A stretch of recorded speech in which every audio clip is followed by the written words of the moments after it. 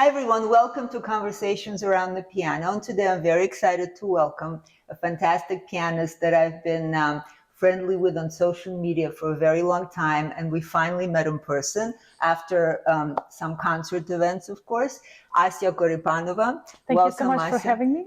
It's so nice to see you here. And without further ado, let's jump into some topics because I would love to talk to you for hours and hours and hours, of course. Likewise. And we have so much in common, including our heritage of the Russian piano school, including our love for transcriptions and our active participation in making some more works that are instrumental or orchestral available for pianists, and also our affinity for forehand piano playing, which is unfortunately not so much a domain of every concert pianist, and we may or may not go into why, but we'll just kind of start. Let's start with transcription because that's how we probably got interested in each other. So how did you start transcribing for piano? My journey in transcription did not start all that long time ago. My very first transcription of Faurè's Elegy was written in 2012. Oh, okay. Which is maybe surprising because I have been performing transcriptions of other composers my entire life, as all of us did. And there is certain respect for music and a certain back thoughts that one may have when approaching a piece of music, and especially for the first time or for the second time around, and being nervous whether you would be able to do justice for the original and present it in its best way. And I think the drive for the particular work of music and greed about having it all to yourself. Oh, I can so relate to that. Oh my gosh. That is two primary motivators to do that. And then the moment you like, okay, I'm doing this, and you stop yourself from experiencing fear that something may go wrong. You stop that, and then you start working. So for me, my first major transcription was that of Rachmaninov Cello Sonata. Wow. Okay. And, quite an undertaking. That was of course an ambitious work, but it had several years of thinking before that, which I started thinking about it even back in Russia before I moved to the United States, as I have learned it when I was 19 years old. And that was besides Daisies of Rachmaninoff that I have played before. That was the first Rachmaninoff work that I have played. That is so hard to believe. Yes, and I have a very interesting explanation for that. My composition teacher gave me an advice when I was 11 years old. You need to refrain from playing Rachmaninoff as long as you possibly can, because it's a composer that can be approached in a kind of surfacey, glittery, and a very all over the place way. And you want to. He sort of had the same approach with Rachmaninoff as some people have, like with late Brahms. Don't touch late Brahms until you live a bit. And I'm so grateful. Or Schubert, right? Or People Schubert. say that about Schubert all the time. Absolutely. I still haven't gotten there, by the way, with Schubert. So he was teaching on the top floor of Moscow Conservatory in the class, studio number 35. It was a famous composition class that Shostakovich used to occupy. Wow. And the two other rooms on the sides of that we shared walls with were piano studios of different professors. I swear, almost each time that I would come to class, to my composition professor, I would hear Opus 39, number 9, being banged on either side. And he would say, you need to learn and grow, and don't you dare ever start composing because you will just sound like them. Wow. He was very not appreciative of, too early approach of masculine repertoire. And I listened to him and I never regretted, because it really was an unusual journey, and I came to Rachmaninoff's music later after I played lots of other things and was more interested in polyphonic writing of Rachmaninoff than in his showcasey, right? Like in that aspect of his writing. Yes, I can certainly hear that, because especially, I don't know, I want to say especially in the States, because the Rachmaninoff, you know, the second piano concerto is like pop music. Yeah. You know, the themes are like that. And of course, everybody plays the third concerto at piano competitions as fast as possible, you know, as many as recent competitions. But I personally love Rachmaninoff for his incredibly complex harmony, which is so jazzy. And, you know, without, of course, it's serious music, but I'm convinced that if Rachmaninoff were alive a little bit later, and he was maybe a little bit less ill and a little bit different person, that he would start playing jazz as well, just because it's, when you appreciate the harmony and you appreciate the polyphony, you cannot possibly even play him as fast. Some pieces. And it's so interesting. Last year I had a project of performing complete Rachmaninoff solo music, and because of that, I had an opportunity to explore his early works, especially those that it is safe to say nobody ever plays. And some of those early preludes of his, when he wrote them when he was like 16 and earlier, they do sound like jazz. They have these sultry harmonies, and you could play them, you know, for an occasion at a jazz concert quite easily, and that's stunning. That's well, really it's interesting because it is a little parallel to, for example, George Gershwin's, you know, existence here. So circling back to Rachmaninoff Cello Sonata, I learned it and I extensively played it for a number of years with different wonderful partners.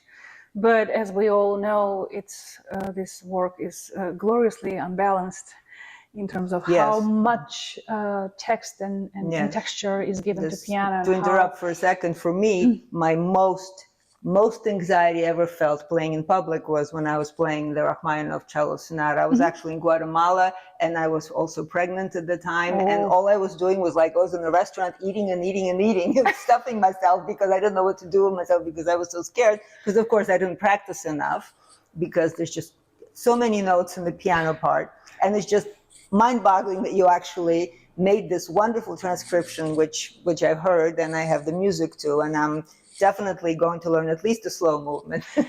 It is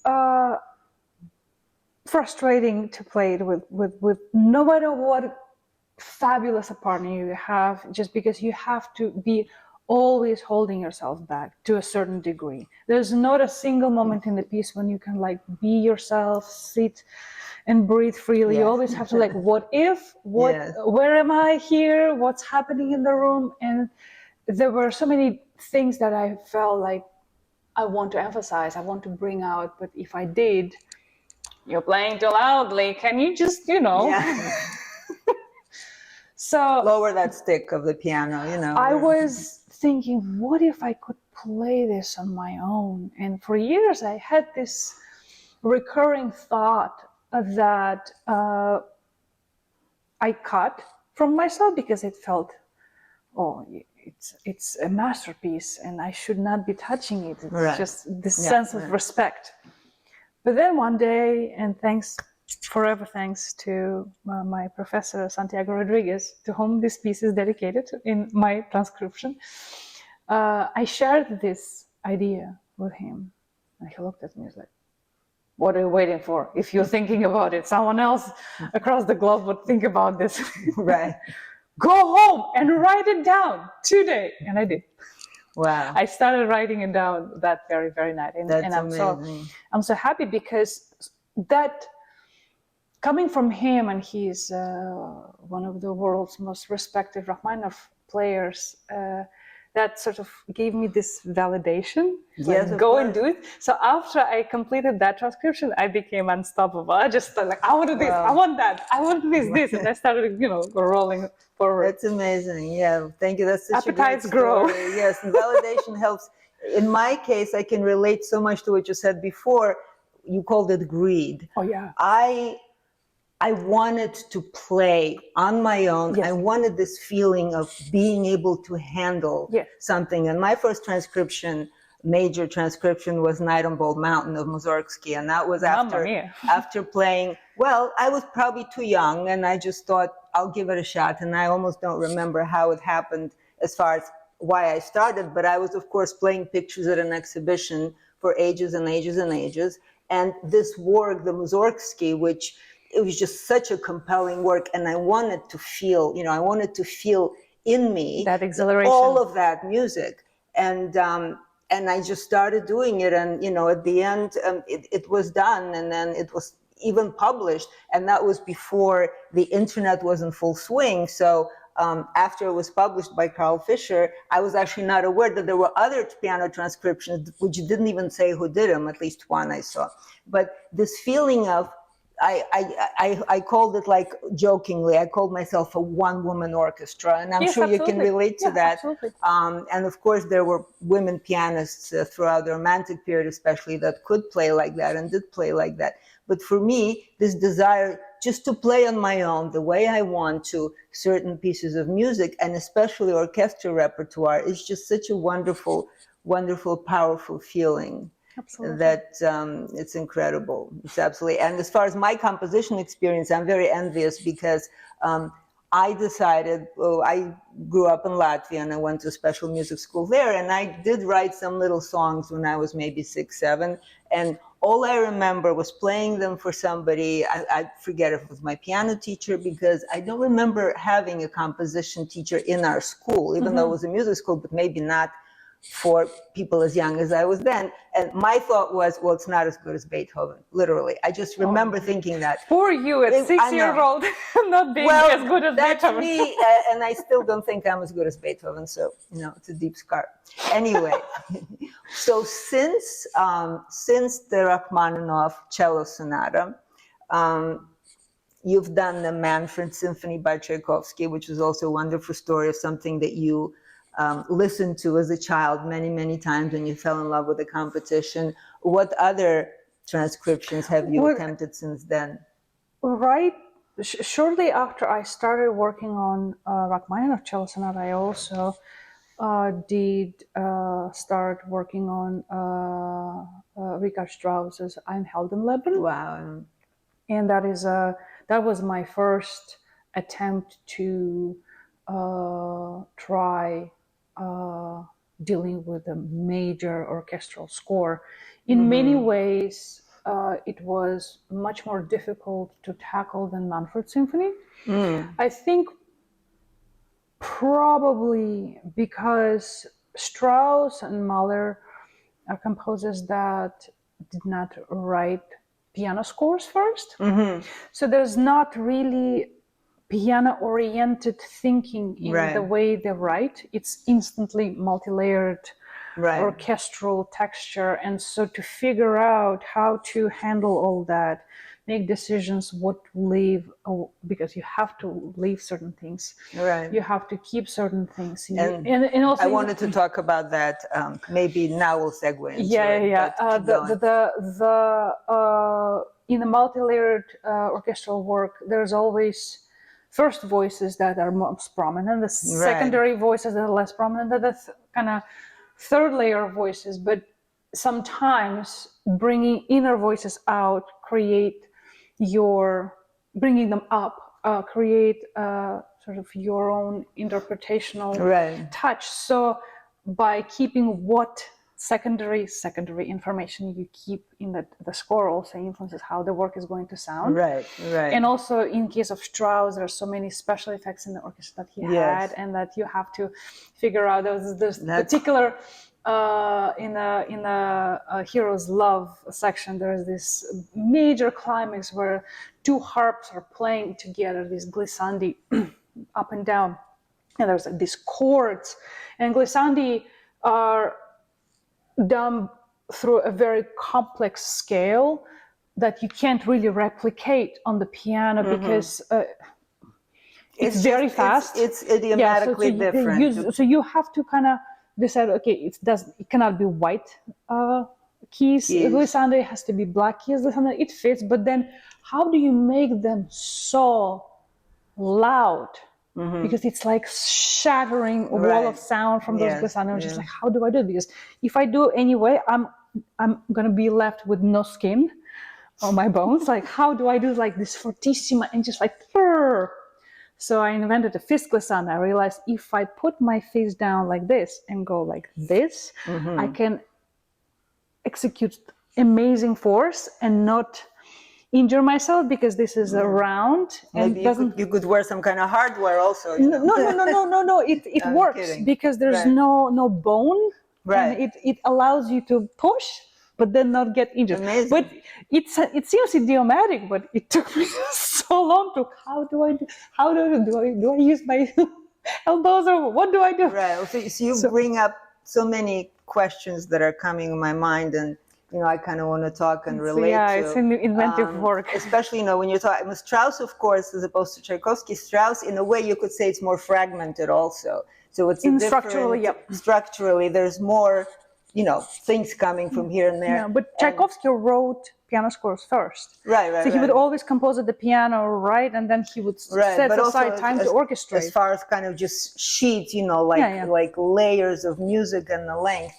And also, as far as the sonorities on the piano and the orchestra, right? It's a very different approach, because, as you were saying, you can choose what to bring out, and in a full-scale orchestra in Strauss, there are things coming from different sections at different times. The registers are important, because, on the piano, the low register will be louder. You may need to double the top or try to figure out how to compensate for that. And also, I don't know how many different orchestral recordings, let's say, you listen to, or what your process is. And, I'd like to ask you that specifically in a second. But when I was doing my transcriptions, I listened to a lot of different orchestras, and still what ends up on the piano, because of the clarity, you're dealing with the same way of producing sound as opposed to violins, blended with like the trumpets definitely sing out, as opposed to the violins, etc. So in the orchestra, a lot of times, no matter how hard you try, you cannot hear all of the intricacies of the texture, right? And when I was doing the Bach transcriptions, it was important to make the decision, what am I going to leave out? Because you just can't do everything, nor should you always do everything, just because the human ear can only focus on so many, 3, maybe 4 of your genius, but there's only so many things at the same time that we can take in. So the question is, how much do you want to be faithful to the score? Obviously, there's the essence, there's the integrity of the music, because I don't think you're the type of a transcriber that adds your own stuff, because we don't. It depends. It's a separate topic of conversation. We should talk about it. Right. But not in orchestral. And it's been my personal way of working, and I know it's different for everyone. But for me, okay, I decide I'm going to do a transcription. I no longer listen to anything. I only deal with the full score. Ah, interesting. Only. So I play the full score on the piano, this way, that way, this way. You look at the score, and you look at the oboe key signature, the alto. Yeah. You could read all the classes. Yeah, the divisi of woodwinds and strings, and see, do I want this interval to be prominent? Do I do not want that? And so it's always full score, and me writing things down after trying them a gazillion times, how it sounds more, how it on the piano sounds more like what I see in terms of the vertical or the overtone system, if that makes sense. And so to me, if we're dealing with the orchestral score, there are a number of places in Strauss, a number of places in Manfred, a number of places in some other orchestral works that I looked at, that you can't play what's in the score. Right, of course. And then you have to figure out a texture that substitute for that is Right. pianistically possible. Of course. So then you start to analyze the, possible harmonic progression, what's the most prominent and things like that. And then, Right. then you may want to, listen to this or that. But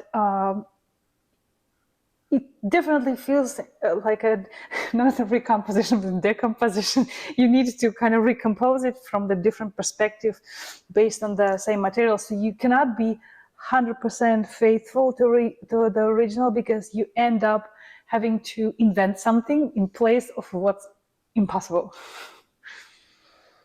We were talking about the process of transcribing an orchestral piece for piano, so many questions arise other than what we already talked about. And of course, not only every conductor is different, and every orchestra is different, but every piece is different, and every composer is different, and certain composers have predilections for certain instruments. Absolutely. I, for example, have been transcribing mostly Bach lately, and there's a it's for everybody, and there's definitely certain specific areas where one needs to think about it, the order and the hierarchy of what's heard. But with Bach, it's fairly simple, because there's the polyphonic texture. And personally, just my first order of business is I always just do the bass part first, maybe because just to ease into it, because that's not something that I'm going to change. Yes. Right. And then I go through the melodic material, and then the middle is where there's wiggle room, right? Because the question that comes up for me very often, and that I'd like to ask you, is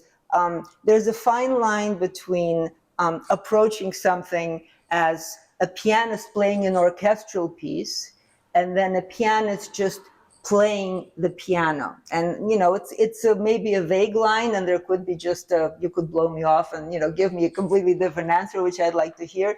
But I find that it's a decision-making process. It's two different stories, right, in my opinion. Right. But then when you end up playing, like for example, when I transcribed the cello suites, in some movements I imitated the cello because it seemed suitable, and in some other movements I just let it rip and played way faster than cellists, and of course I've caught flack for it. But I can do this, I can, as a pianist, play this fast. Did police come after you? Yes, the police came, they took me away. It's a long bail. The bail was terrible, but I made it. But anyway, you know what I mean? So, and then people say, oh, it's too fast. I'm like, well, I'm approaching this as a pianist. But, what is your approach? You already said you go back and you make decisions. Do you have anything that you start with in particular? Like literally, when you start data entry, you write by hand, or do you? Yeah. Okay. So what do you start with? Do you just do measure one everything? Yes. Okay. So you don't do layers. In some, it depends on the type. In Strauss, in the, let's say, enemies of the hero, like to figure out what, you need two manuals. You need to figure out, okay, these are materials again that are definitely playable, and I can write them down immediately, and then you start, okay, is it feasible to fit something else, and then you start playing with that. Right. But I think I grew up being interested, and that's gonna sound crazy, but I'm gonna say this. I was growing up for many, many years being much more interested in listening obsessively to symphonic music than I was ever listening to piano music. I played piano music, and to inspire myself to play piano music, I would listen to orchestral music of the same composer. Funny conversations with some of my classmates or my colleagues in conservatory, that they would ask me how many recordings of this Beethoven sonata I would listen to, and I would ask them how many Beethoven quartets and symphonies they know, and they would be like, well, I know number 5 and 9. And, exactly. It's like that Russian joke, how many symphonies did Beethoven write? 3, right? Yeah, the 3rd, 3, 5, the 5th, and the 9th. Yeah. So it happens, and I think because of that, when I'm playing a work that had an orchestral background, as I'm playing, I definitely hear orchestra in my head. So I'm trying to be the orchestra. He's trying to be the orchestra. And yes, there are limitations on the piano as far as sound production and texture and timbre goes, but the sound on the piano depends on how you want to hear it. Right. So your body will produce what you hear and what you're aiming for. So it is a bar about your aiming that influences how your instrument will sound.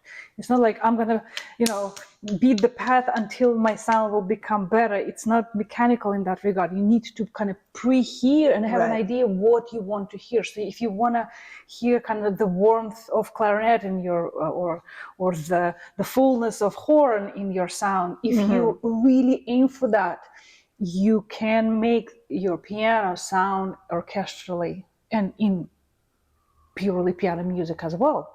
And if we look at, let's say, the father and god of orchestral transcription, and we see what Liszt did with Beethoven symphonies, with, let's say, Tannhäuser Overture, with Berlioz, and with the opera transcriptions. The opera transcriptions are Rigoletto is, let's put it's heavily embellished, and Figaro and Norma and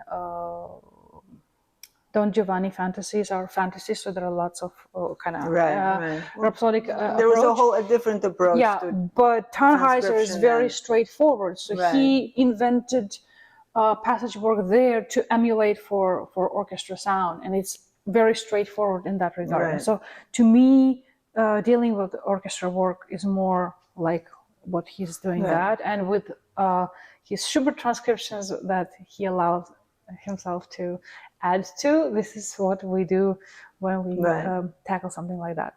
And I only have approached Bach twice so far in my transcribing journey, and also adding anything to Bach. Beautiful Christmas thank you oratorio, right? But you don't want to add to that because it's so tough. You just want to manage to be able to play that. Although I have to say, as long as we're in that topic, and I wanted to ask you not about adding, but maybe about changing. But I want to talk a little about sources and manuscripts and scores. Yeah. As far as the sources you use, and you just mentioned Bach, and as we all know, in Bach, there are some pieces where we have a manuscript, some pieces when we have 6 different ones, and that's largely the case. And about embellishments, certainly in Liszt times, he was king, and there was the whole romantic piano virtuoso transcription. It's why we do what we do, maybe, because it's just so much fun. But as far as embellishments, for example, in Bach, one of my personal pet peeve is I wish that pianists, but maybe even cellists, other instruments would embellish Bach a little more, especially when they're repeating. When I find that very few, for example, I listen to a lot of recordings of the cello suites, and very, very few people do anything. Literally nothing. So be that as it may, there are sometimes when whatever score is being used, even the venerable Henley or all of the Gesellschafts, they have the notes that are 10 pages long, and they look at everything under the microscope, and then there'll be some cadence, with a fermato over it that just sounds completely atonal, and it sounds so off. And still people play it. There's one particular part in the movement of the E minor toccata. And then you listen, for example, to some Russian pianists, and they play different notes there because they were going from like a Bruno Muggelini score, or they were all using a certain score that was very different, nor did the Russians' embellishment. As a matter of fact, when I was playing Bach, actually, I think I knew what a mordant was, but nobody ever talked to me about embellishments. I had experience of having fights with some of professors in Russia who would be visibly upset if you used or text instead of Muggelini. Yeah, Muggelini was God. I don't know what he did. Why. He just mellowed down all of the sharp moments. Why? Yeah. But anyway, so I find myself adding some cadenza because in my recent recordings, something needs to be done. You know, you are a pianist, there's a fermata, this chord doesn't go with what happened before, so I put something in that wasn't there. Or I think it was probably my biggest heresy, but I don't even know if people noticed, but actually in my Partita's recording, I actually changed something in the second Partita because I feel that there's a sequence going on, and harmonically, I realized as I was recording that ever since I learned the Partita to the first time when I was, I don't know, probably 13 or 14, I always felt that this is not how it should sound there. And of course, who am I? But then after I was doing this, I'm like, okay, well, you know what? Maybe I'll just do it, because who's going to tell me not to do it? And there are such things as misprints. You know, Rosalind Turek talks a lot about this. Yeah. Sometimes a misprint could actually travel down all of the hands, that even in the partitas which Bach himself issued, maybe he didn't notice anything. So how do you notice anything like that in your scores? Do you ever change things? Do you ever see that maybe things are inconsistent? Obviously, it depends on the material, but... It depends on the material. There are definitely moments where I feel discomfort. But in Baroque music, in Bach's preludes and fugues, especially the one where preludes have repeats, I like to embellish the repeat. I'm glad to hear that. I enjoy doing that. One of the recent projects that I enjoyed thoroughly was Aria Variata, which allows for ample, embellishment and fantasy, and I really enjoyed that. That said, in other works outside of the Baroque period, I didn't really do changes, because I have my personal pet peeve, and again, it doesn't mean that nobody should do that, but I do not like when people put chords into, like, say, bass note, becomes an octave and then becomes a chord, and people fill up harmonies where the which were not indicated by the composer, right? Yeah, and I grew up admiring playing of Mikhail Pletnev, for instance. Right. But as tons much of transcriptions. As much as I enjoy hearing what he hears in music and what he does with that, each time he likes doing that. He likes playing, replacing harmonies sometimes, or making them more full, or adding things here and there. Right. It's not your thing. Especially in Tchaikovsky, I'm like, yeah. Each time I'm like, oh, I'm not going to pay attention to that. That wasn't there. Cognitive dissonance. Yeah, I have a cognitive dissonance with that. So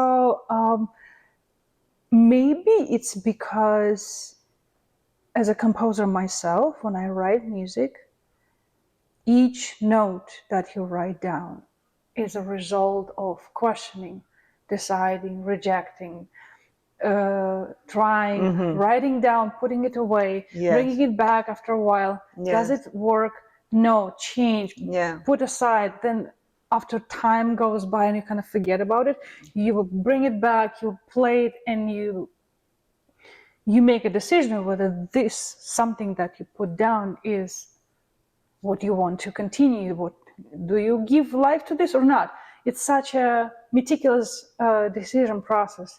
And I think that I would not want someone to add another third, another fifth, another octave, and change the octave whatsoever completely, unless we're talking about making a paraphrase officially. Right. Like if we're making a paraphrase and we're making a transcription, we're adding on top of the existing bit is one thing. But when you don't want a hybrid. Yeah, if you want to play the original, you play the original. Right. Otherwise, you call it what it is, a paraphrase. It's interesting because Am I a purist? Well, yes, I am. We are who we are, and hopefully, as we go through our musical journey, and you're also a visual artist, we maybe change, but I so relate to you as far as this decision making, because I can certainly avow I do the same thing, and I was going to ask you about that. To me, this is just emotionally just a gut-wrenching process. This indecision, because by nature I like to be decisive. So I'm like, okay, are you going to have, a G, a half note here, or you know what I mean? Yeah. Any kind of example. And I'm glad you said that you put it aside and you come back to it, because that's what I end up doing. And sometimes it's almost like I spend half the time self-flagellating. It's like, why can't you just decide? Just decide. It's almost like, who's going to care, right? To the flip side of what you were saying. Yes, You're going to care. You're going to care. I'm going to care, but then Yeah. again, you know what? When I'm done and I'm moving on to something else, and as a matter of fact, I remember, I think when you were kind enough to play my orchestral suites with your partner, Ilya Kazantsev. We're going to play it again in December, by the way.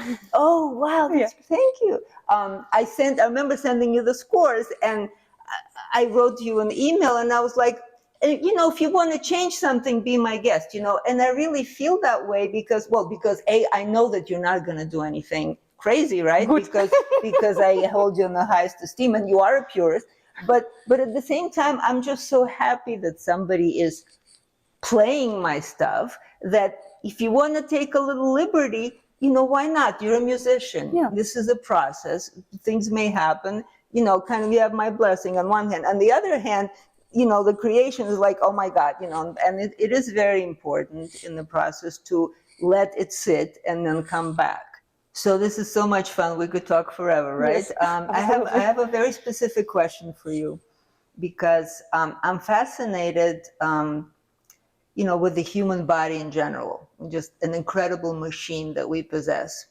And of course, as pianists, everybody talks about musicians' brains light up in all these different areas. Playing music is so fantastic. And that's, of course, absolutely right. I think one context in which people should be thinking about it is that musicians don't just play music, their brain actively participates in the score, as far as what Asiya and I were talking about. Musicians understand the theory, they understand the polyphony, they understand the structure, and those are the parts of a brain that are very important, because once in a while, I don't know if you'll agree with me, but you can definitely hear somebody who's just playing something without really processing that information, right? Mm-hmm. Even some people who have careers sometimes, and especially with Rachmaninov, talk about how many corners they just kind of speed through without crashing. There's so much in the music, right? So one can hear, or at least somebody who understands music can hear when somebody plays and understands exactly what's in the music or not. So that concept of transmitting the essence and the composer's intentions and the information is what puts our brains on fire, right? Yeah. But specifically about memorization, because also we as pianists are obligated, as opposed to most other instrumentalists, to play by memory, of course. And of course, one of the reasons I think is because the repertoire is so vast and so difficult. When you're playing a Liszt transcription, you got to look at the keyboard, because if you're looking at the music, you're going to miss everything. But generally speaking, I'm fascinated with the process of how people memorize, and especially as far as the amateur pianist world, memorization is a very hot topic, and people sometimes shy away from memorizing because of the pressure that it puts on you. Memorization is definitely liberating. It allows you to have, if you memorize something, you definitely are much more free in the text than when you are at this stage where you still need a reference of it. But also, right. And emotionally, sorry to say, right, because what happens is once your brain isn't anymore engaged, when I know the score is in front of me, I don't have the same emotional freedom, because I think there's some part of the brain that shuts down if you don't have the score, because you still want to rely on it, even if you remember. And if you don't have it, then you let go of something, and then you're at a different level of communication, right? Now, it's important to talk about, for a pianist, what is the memory, right? We have a visual memory of the score that we see as we practice. Right. We have an audio memory of the music, how it sounds. Right. We have the tactile memory. We have tactile memory, muscle memory of where our hands go. Right. We have theoretical memory about the structure of the piece, Right, its elements, what they where's are. this modulation, where's that the modulation? chord progression, that kind of stuff. Right. And so all these elements come together and blend into one very thick fabric. And that's great because as performing artists, as know, as we travel and we perform in different circumstances, in different health conditions, in different levels of jet lag, and sometimes we're fatigued. And so it often happens that we're not in our, in our best physical condition as we go on stage. And then because we have combined number of types of memory, one aids another. Right. I certainly had situations on stage where I would be so tired by the end of the concert because I only slept like 2 hours or whatever, and it would be just like really, really, my mind doesn't really want to think in musical terms anymore. Right. And I have this particular buzz in my brain that's like, I'm going to have a memory sleep right now. And what I need to do, I need to stop thinking completely. Right. I need to close my eyes, Right. and my hands will bring me through Right. my muscle memory, like Right. a faithful horse in the Exactly. battlefield will carry me through that moment. And I'm like, okay, I'm good. Now I can continue. So it's a combination of things. And so we are privileged today, definitely, much more so than when I was growing up. When I was growing up, I had cassettes and we had LPs, and it was a very limited amount of either. And so I always remember that in cases where I would first listen to a piece that I would work on it later, if I first listened to someone, that would make a certain influence on me. And then as I would be learning the piece, then I would kind of remember what I heard. But if I played first, in every recording, I would then notice, oh, that harmony wasn't prominent enough. This was missed. This wasn't faithful. So I would be, my primary impression of the music would be of the full text. And then I would be able to make my own decisions and my own aims and tasks based on what I saw first. And then I would learn it depending on what I interpret from reading, and then I would listen to others. But and of course, we know the stories of Liszt. He never ever had anybody play a piece before lesson one. They were studying the score. So that's how you find your conception. And I definitely, my teacher was in the same camp when I was little. She told me, don't listen, not that I had access to recordings, but she was like, try not to listen, or maybe it was when I was already a teenager. And what happened to me because of that is I have a certain feeling that I've developed for the piece because of the way I play it. And then it's almost like it's hard for me to like the way other people play it. Exactly. I mean, on a certain level. Exactly, I know what you mean, exactly. Yeah, and it's like, but this is not how I personal. feel. Yeah, it's so personal. It's like this person doesn't feel the piece the way I Exactly. do. But it's like, okay, hello, of course it doesn't feel the same way because the person is not you.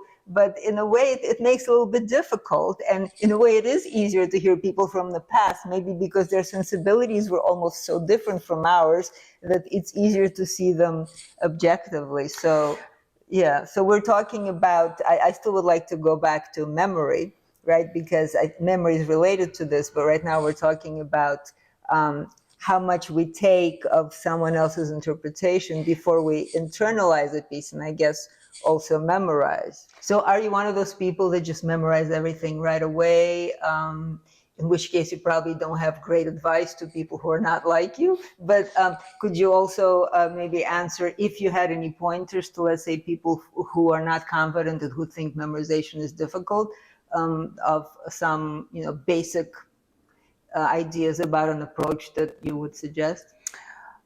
I approach memorization as language learning.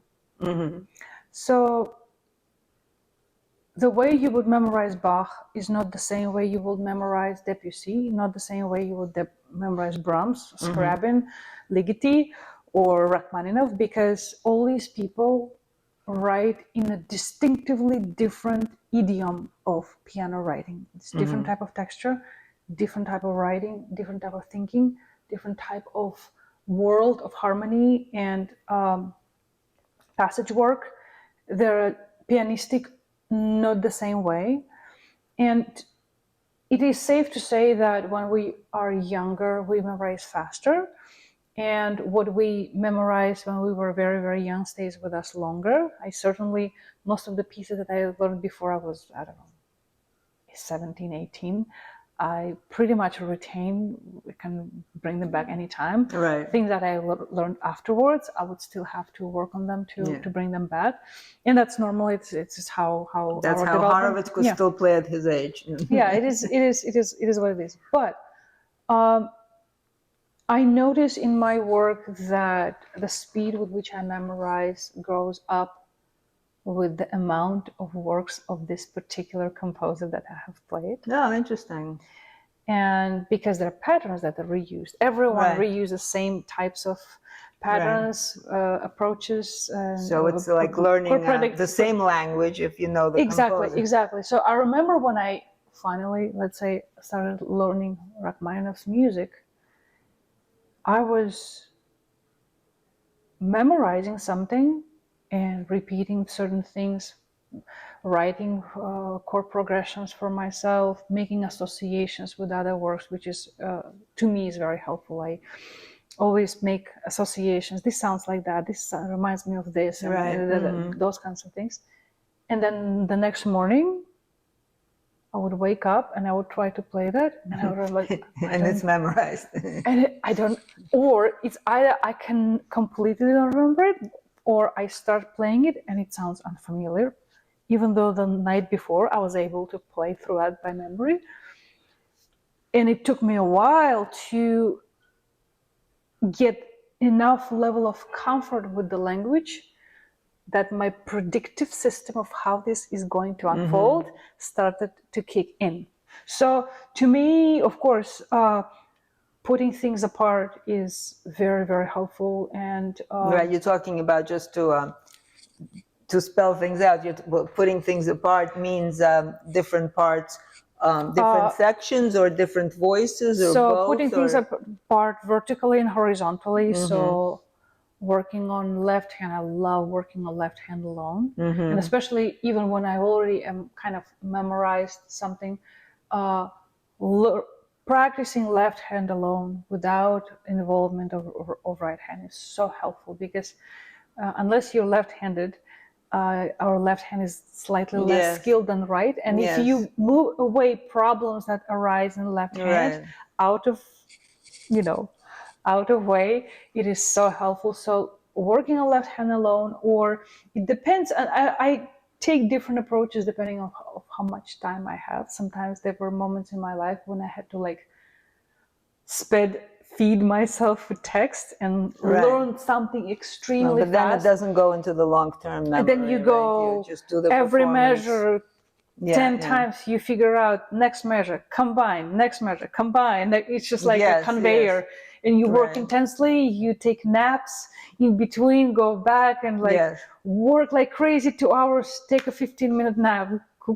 Napping helps. So it's a repetition, it's small increments of work, right? That's very important. And rest in between, sleeping in between. And also, just to spell the obvious, you want correct repetitions, right? You don't just allow from the very beginning. You go through things slowly, and probably, I'm guessing, you make sure that you don't make any mistakes right off the bat, as they say, because otherwise your fingers, which you can rely on when you're at the concert and you're nodding off, they're not going to be on your side, right? I'm interested in a very silly question, but how many times of repetition, let's say the Clara Schumann concerto, right? Let's take, I don't know, the first 2 pages, I don't know, exposition. Can you approximate how many times of playing through a part of that concerto it took you to have it memorized?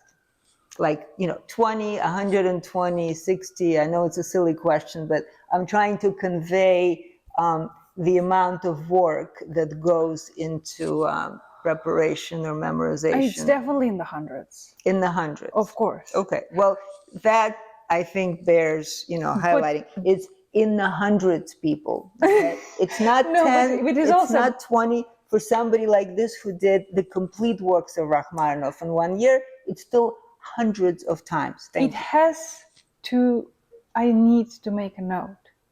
When I'm memorizing, I'm never playing things through. Ever. You mean the entire piece? Or even like 5 pages. I do not go like page from the beginning to the Even end if it's 2 10 measures. times. It's just, it's always in sections. Yes. Always in small sections. Yes. Like you see how the phrase goes, where the phrase ends.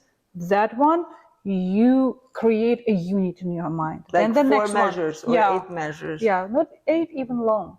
Interesting. Oh, yeah. Interesting. Typically, it's like 2-3 measure stops. Well, that is the most efficient way, right? Because that's what people who are not because it's allowing you to focus on the smallest amount that is doable, and it's comprehensible in a whole at once. You can see it with your vision at once, and it kind of gets imprinted in your mind visually at once. Yes. And you play, and it's easy to get a hold of that relatively quickly. And then once you feel comfortable, and you play, you played it 3 times, 4 times, you try to understand this is major harmony, this is diminished, this is minor, this is this is this inversion. All this very is this important things, right? This inversion, this is the dominant 7th or whatever. But then gradually what I do, I play, and I gradually close my eyes. And I move on. Unless you have a lot of leaps. Well, or are you good with that too? I practice on my leaps with eyes closed, of course. Okay. Because that is very helpful. Because the sense of the space on the keyboard and how where things are, it's actually not visual. Because if you play something that has a lot of leaps, like Liszt, or like I don't know, Ravel concerto, left hand, you can't really rely on what you see alone, because your hand needs to know how far it is. And that is a muscle memory, it's not visual memory, and that you need to feel that. Yes. So yes, so and then gradually, and then eyes closed, people. That's how you do it. And then you next section, try, and then you combine them. It's a little bit like playing Lego, building blocks. It's like section by section by section, and then you end up with something like, a Gaudi. It's all fluid, and it does look.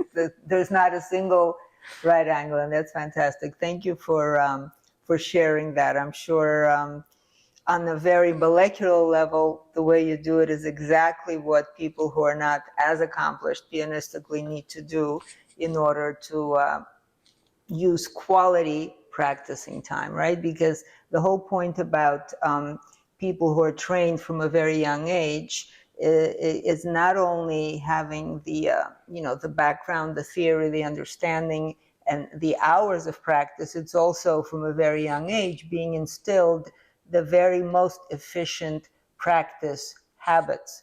And so I also wanted to talk a little bit about your experience as a duo piano player and four-hand piano repertoire, because I've spent many years with a steady partner and also other people doing it. And I really find that, as far as, I even want to talk about a pure sensation of music making.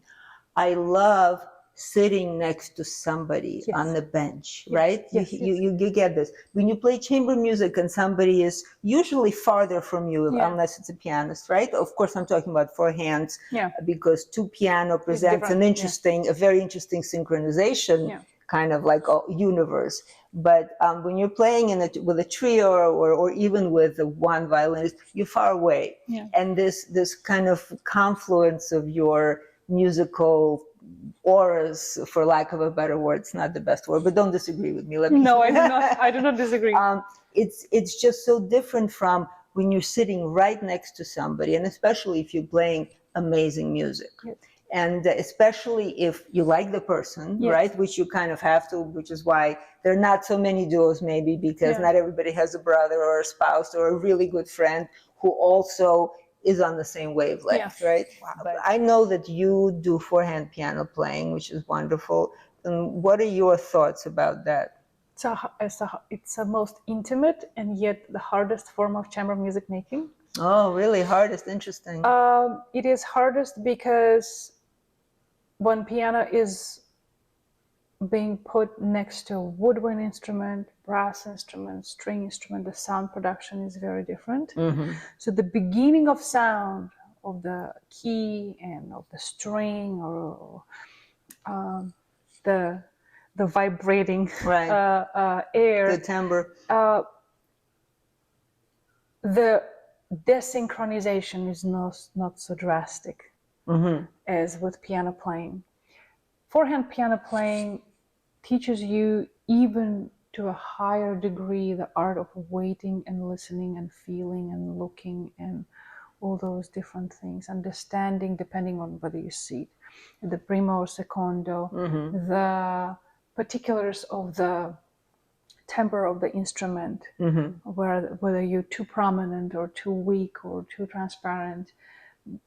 But it also allows for an incredible blend, like shoulder to shoulder. You really feel, you hear very prominently how your partner breathes. And you feel whether they're breathing shallowly or whether they're breathing deeply, and how do they breathe. If they're nervous, it's immediate to you because they're not breathing. You feel that there's a shaky thing there's a on. tremor. So it's so intimate. It's very you need to trust the person that you're sitting next to very, very much. And yes, I would say you really need to like them as well.